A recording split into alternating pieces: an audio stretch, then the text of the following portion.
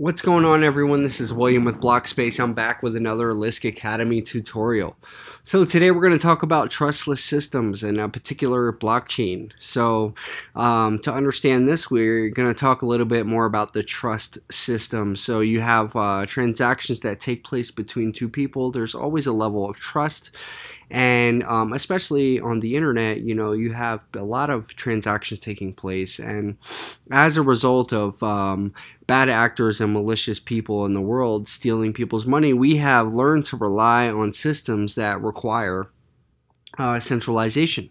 So you have Amazon and eBay and all these different services where people buy and sell goods, and they utilize these centralized companies as escrow. And in doing so, that obviously costs money. Otherwise, why would they do it, right? So you have your fees associated with selling things on eBay and such that a lot of this money, it adds up, and it goes far beyond just buying and selling goods on the internet. There are a lot of use cases for blockchain that the trustless characteristic of it save people money. It cuts time, it cuts infrastructure and unnecessary red tape out of the equation, and it's a beautiful thing.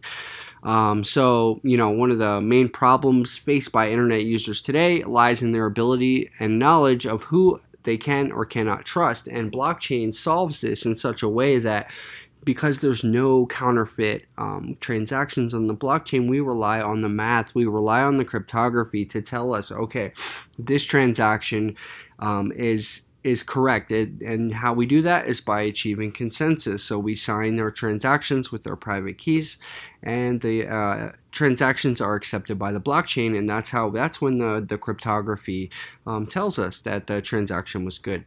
And in doing so, this allows a lot of doors to be open, especially with smart contracts, because smart contracts can be written in such a way where we don't need to trust the person that we're dealing with.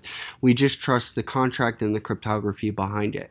And this allows us to cut out a lot of the middlemen and stuff that costs us a lot of money, right? So it goes down here.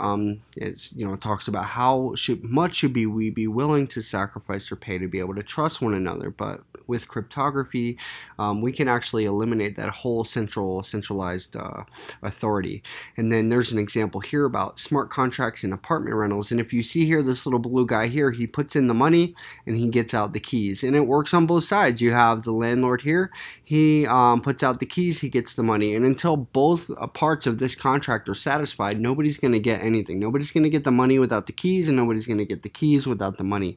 So it acts as a kind of its own escrow in a sense, only it's just written in black and white. It's written in code and then becomes immutable record on the blockchain so that it can't be lied about later.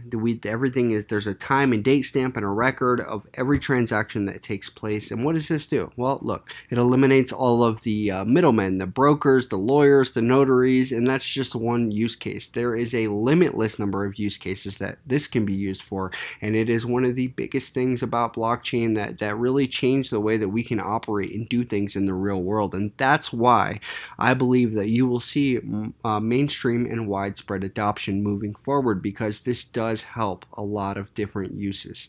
So with that, I'll see you guys tomorrow, and I hope you have a great day. Hope you learned something. Thanks.